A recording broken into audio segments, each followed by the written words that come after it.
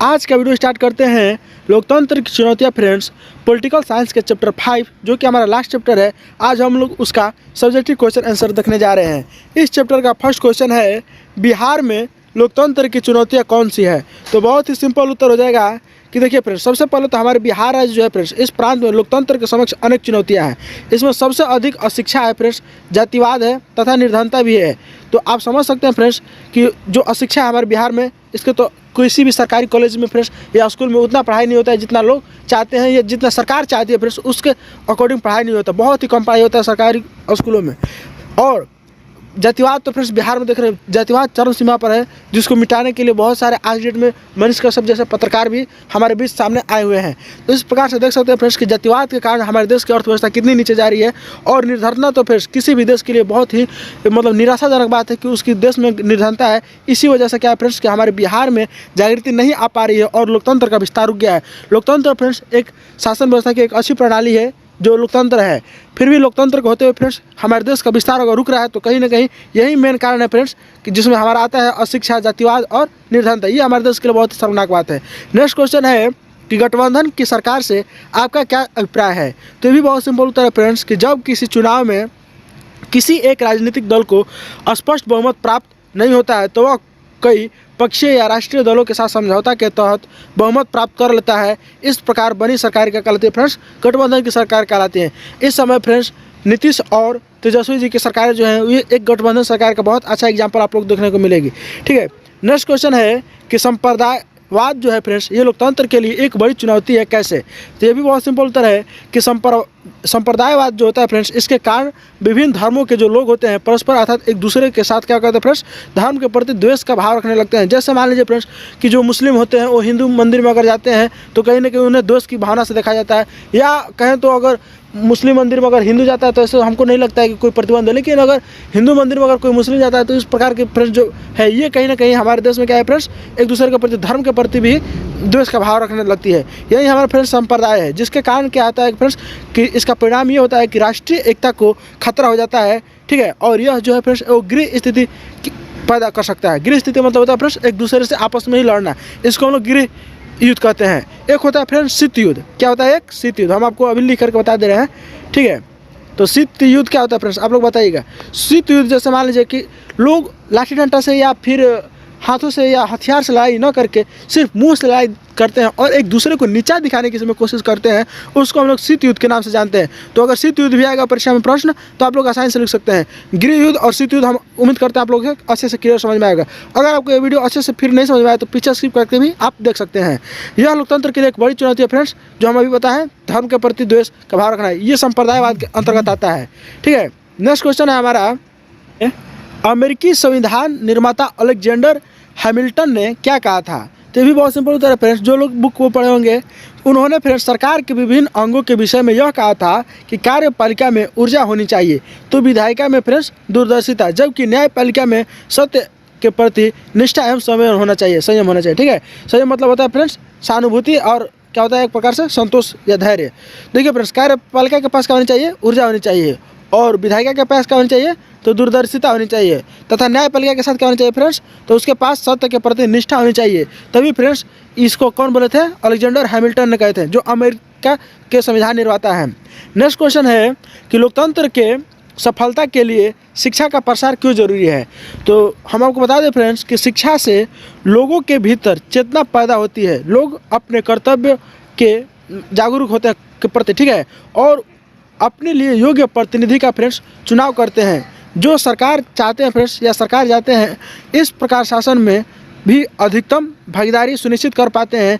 यही कि लोकतंत्र की सफलता के लिए शिक्षा का प्रसार बहुत ज़रूरी है। लेकिन बिहार के दुर्भाग्य फ्रेंड्स कि यहाँ पर लोकतंत्र की सफलता के लिए यहाँ पर शिक्षा का उतना अच्छा व्यवस्था नहीं है। शिक्षा की व्यवस्था तो हालांकि सरकार अपने तरफ से पूर्ण प्रयास कर रही है, बट यहाँ के जो सिस्टम में कुछ टीचर जो लोग हैं ये एक दूसरे से लापरवाही की वजह से अच्छे लोगों को या बोल सकते हैं कि कॉलेज के विद्यार्थियों को शिक्षा नहीं दे पा रहे हैं।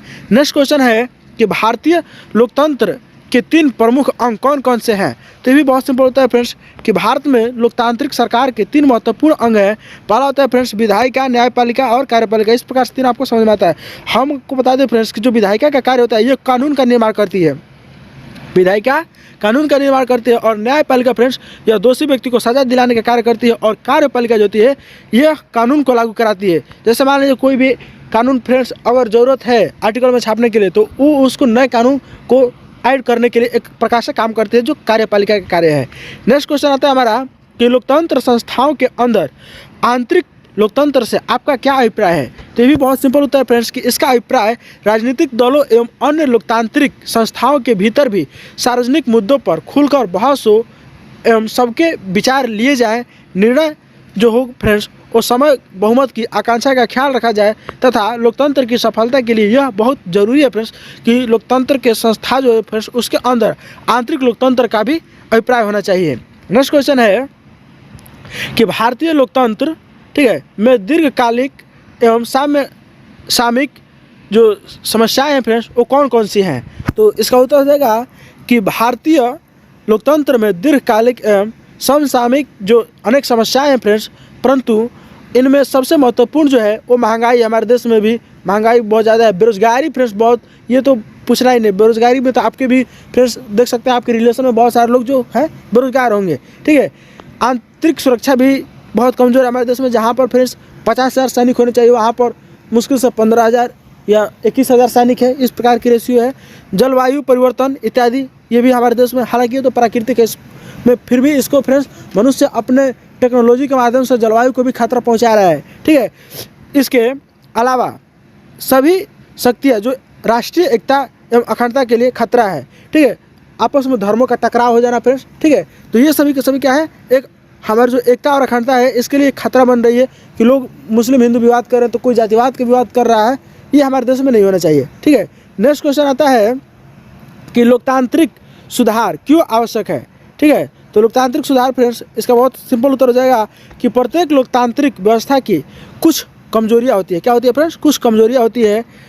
उदाहरण के जैसे बेल्जियम में डच भाषी एवं श्रीलंका में तमिल असंतुष्ट हैं, ये उनके लिए फ्रेंड्स यहाँ पर अभी जो लोकतंत्र है उसमें सब सुधार की जरूरत है। दक्षिण अफ्रीका में गोरे अल्पसंख्यकों को दी गई रियायतें वापस लेने का दबाव। ठीक है, वहाँ पर फ्रेंड्स दक्षिण अफ्रीका में क्या है, गोरे और कालों में बहुत ज़्यादा वहाँ पर क्या है, एक प्रकार से भेदभाव किया जाता है, उसको वापस लेने का क्या है फ्रेंड्स दबाव है। तथा चिली भी एक देश है फ्रेंड्स जहाँ पर लोकतांत्रिक सरकार है। ठीक है, दिल्ली एक लोकतंत्र देश है लेकिन वहाँ कई संस्थाओं पर सेना का प्रभुत्व है फ्रेंड्स। तथा सऊदी अरब में महिलाओं को सार्वजनिक गतिविधियों में भाग लेने की मनाही है। बहुत लोग के जो रिलेशन में होंगे फ्रेंड्स या उनके गांव के होंगे जो सऊदी अरब में वहाँ पर काम करते हैं और पैसा कमाते हैं। ठीक है, तो वे बता सकते हैं फ्रेंड्स कि वहाँ पर महिलाओं के प्रति कितने कानून सख्त है और लोगों को अगर थोड़ा सा महिलाओं के साथ अगर देख लिया जाए चाहे वो कितना भी ईमानदार हो तो उसके ऊपर कितना फ्रेंड्स सज़ा हो सकती है, शायद वही अच्छे से बता सकते हैं। नेपाल तथा पाकिस्तान में राजनीतिक अस्थिरता बनी हुई है, इन समस्याओं का निराकरण लोकतांत्रिक सुधारों से ही संभव है। तो इस प्रकार समझ सकते हैं फ्रेंड्स कि हमारे लोकतंत्र में भी अभी बहुत सारी खामियां हैं जिनमें सुधारने की अभी आवश्यकता है। नेक्स्ट क्वेश्चन है कि लोकतांत्रिक सुधार की 3 मुख्य उपायों को बताएं। ठीक है, तो बहुत ही सिंपल उत्तर है, लोकतांत्रिक सुधार के मुख्य 3 उपाय। पहला तो फिर शिक्षा का प्रसार करना, क्योंकि शिक्षा का प्रसार लोकतांत्रिक देश में भी हमारे बिहार में आप देख सकते हैं कि आप जिस कॉलेज में या जिस हाई स्कूल में आप पढ़ते होंगे वहाँ की शिक्षा को व्यवस्था को आप अनुमान लगा सकते हैं। निष्पक्ष निर्वाचन पद्धति एवं सुधारात्मक कानूनों का निर्माण लोकतांत्रिक सुधार हेतु आवश्यक उपाय। ये तीनों के तीनों फ्रेंड्स मुख्य उपाय है लोकतांत्रिक में सुधार के लिए। ठीक है, सूचना का अधिकार से लोकतंत्र कैसे मजबूत होगा। बहुत ही सिंपल उत्तर है फ्रेंड्स कि सूचना का अधिकार कानून से आम जनता भी सरकार के क्रियाकलापों पर निगरानी रख पाएगी, जिससे शासन में पारदर्शिता आएगी और जनता को फ्रेंड्स उसका हक प्राप्त होगा। इस प्रकार से यह लोकतंत्र को और मजबूती प्रदान करेगा। ठीक है, तो सूचना का अधिकार फ्रेंड्स इस प्रकार से जो लोगों को सूचना है या उनका जो मौलिक अधिकार है फ्रेंड्स लोग तो वे भी नहीं समझ पाते हैं। सपोज दैट मान लीजिए फ्रेंड्स आप ट्रेन का टिकट कटाने गए, वहाँ पर अगर ट्रेन का टिकट वहाँ पर जो पेमेंट है अगर 75 रुपये की जगह वहाँ पर थोड़ा सा कट के धुंधलापन दिख रहा है, नहीं समझ में आ रहा है, तो बूढ़े लोग जो होते हैं अगर उनसे 85 रुपये भी काट लेता है काउंटर पर तो वो लोग लगता है कि नहीं 85 रुपये का हमको शायद दिखने में कम है या भाव बढ़ गया होगा रेट। तो इस प्रकार से फ्रेंड्स उनके साथ ठगी हो जाती है और बाद में चाह करके भी अपने हक के लिए नहीं लड़ सकते, क्योंकि डेट फेल हो गया होता है, 2 दिन हो गया होता है, 3 दिन, और इस चीज़ को वो मानने से काउंटर पर क्या करता है, इनकार करता है। तो इस प्रकार से फ्रेंड्स सूचना का अधिकार सबको प्राप्त होना चाहिए, सबको जानकारी होनी चाहिए, मौलिक अधिकार, तभी आप फ्रेंड्स कहीं भी आप तरक्की कर सकते हैं, नहीं तो आपको हर जगह दबाया जाएगा। नेक्स्ट क्वेश्चन है कि सेवा का अधिकार अधिनियम क्या है। तो बहुत सिंपल उत्तर है फ्रेंड्स कि सेवा का अधिकार अधिनियम 15 अगस्त 2011 से बिहार में लागू हुआ। यह कानून बिहार सरकार के विभागों में हर काम के लिए समय सीमा तय करता है फ्रेंड्स, तथा सभी विभागों के समय सीमा के अंदर संबंधित कामों को निपटारा करना है। समय सीमा के अंदर नहीं काम करने वाले फ्रेंड्स जितने भी कर्मचारी हैं उनके प्रतिदिन 2050 रुपये के हिसाब से न्यूनतम 500 रुपये और अधिकतम 5000 रुपये तक का दंड वसूला जाएगा। ये एक प्रकार की फ्रेंड्स उनके लिए सज़ा है जो सेवा का अधिकार अधिनियम, आप लोग इसको अच्छे से समझ लीजिए। हालांकि बहुत लोग होते हैं दुष्ट कर्मचारी, उनको बोल सकते हैं, जो कर्मचारी के योग्य नहीं है या अगर है भी तो कहीं ना कहीं उसका वो गलत फ़ायदा उठाते हैं, जो अपने काम को कभी नहीं समय करेंगे। उनका 10 बजे आने का टाइम है तो आते हैं फ्रेंड्स हमेशा 1 बजे के बाद आते हैं। कब बजे आते हैं? 1 बजे के बाद। नेक्स्ट क्वेश्चन है कि मानवाधिकार पर एक संक्षिप्त टिप्पणी लिखें। तो बहुत सिंपल उत्तर है फ्रेंड्स कि भारत संघ में देश के नागरिक के प्रदत्त अधिकारों की सुरक्षा के लिए गारंटी प्रदान की गई है, जिसे मानवाधिकार कहते हैं। भारतीय संविधान में फ्रेंड्स मौलिक अधिकारों के तहत शोषण के विरुद्ध अधिकार प्रदान किया गया है, ठीक है, तथा भारत के नागरिकों के अधिकारों की फ्रेंड्स सुरक्षा के लिए मानवाधिकार आयोग का गठन किया गया है। आप लोग हमें कमेंट में बताइएगा फ्रेंड्स कि मानवाधिकार दिवस कब मनाया जाता है, ठीक है। नेक्स्ट क्वेश्चन है कि सूचना का अधिकार कानून जो है लोकतंत्र का रखवाला है कैसे। तो बहुत ही सिंपल उत्तर है फ्रेंड्स जो हर साल एग्जाम में आता है, ठीक है। तो लोकतंत्र में जनता को यह अधिकार होता है कि वह सरकार द्वारा चलाए जा रहे जितने भी फ्रेंड्स विकास कार्य हैं उनको सही तरह से जानकारी रखे, और इसी उद्देश्य से फ्रेंड्स 2005 ईस्वी में सूचना का अधिकार कानून का बनाया गया था, ठीक है। ये भी ऑब्जेक्टिव में आता है फ्रेंड्स, सूचना का अधिकार अधिनियम जो था कब लागू किया गया था, तो 2005 ईस्वी में किया गया था, ठीक है, ताकि विकास कार्यों में फ्रेंड्स विलम्ब सही तरीके से धन का व्यय नहीं होने तथा घटिया काम होने की शिकायत भी इसमें फ्रेंड्स की जाती है, ठीक है। तो घटिया काम होने की स्थिति में यह उत्तरदायित्व निश्चित किया जा सके कि इसके लिए कौन कौन दोषी हैं तथा कार्यों की जिम्मेदारी के निर्धारण के आधार पर ही इसके दोषियों को फ्रेंड्स उचित कार्रवाई की जाती है, उनको सजा भी दी जाती है।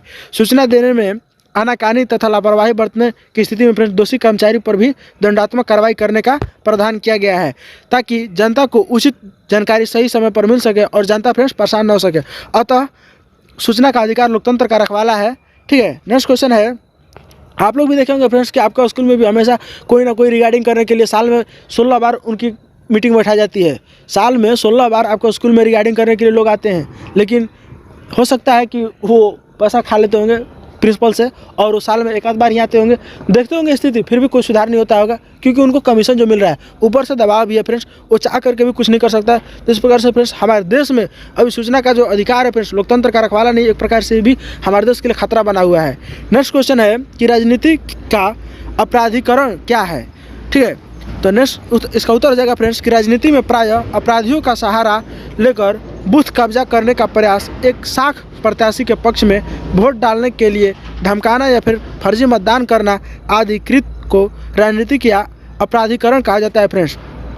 इससे अपराधियों को स्वयं खड़े होने की प्रवृत्ति बढ़ती है तथा कई राजनीतिक दल जीत सुनिश्चित करने के लिए अपराधियों को टिकट देते हैं। भारतीय मतदाताओं की जागरूकता से इस प्रवृत्ति में कमी आई है। नेक्स्ट क्वेश्चन हो जाएगा कि सांप्रदायिकता राजनीति को प्रभावित करती है कैसे। तो इसका उत्तर हो जाएगा फ्रेंड्स कि ऐसी राजनीतिक विचारधारा को धर्म से संचालित होने में लगे तो सांप्रदायिकता का प्रभाव फ्रेंड्स राजनीति पर स्पष्ट रूप से दृष्टिगोचर होने लगता है। कभी कभी एक संप्रदाय विशेष के हितों की खातिर संविधान के उपबंधों के विरुद्ध जाकर के निर्णय लिए जाते हैं तथा राजनीतिक दल चुनाव में अक्सर किसी संप्रदाय विशेष के लोगों को जो मत होता है फ्रेंड्स उसको हासिल करने के लिए सांप्रदायिक कार्ड खेलने का प्रयास करते हैं, ठीक है। जैसे देख सकते हैं फ्रेंड्स बहुत ज़्यादा दंगा फसाद होता है, ये भी कहीं ना कहीं धर्मों को लेकर के, ये सांप्रदायिक जहाँ पर आगे फ्रेंड्स ये धर्मों को लेकर के विवाद होता है। जैसे किसी मूवी में आप देखे होंगे कि हिंदू के मंदिर में गाय का मांस रख दिया जाता है और मुस्लिम के मंदिर में सूअर का मांस रख दिया जाता है। इस प्रकार से हिंदू और मुस्लिम को लड़ाने का काम किया जाता है। ये फ्रेंड्स एक सांप्रदायिकता का अच्छा एग्जाम्पल हो सकता है, ठीक है।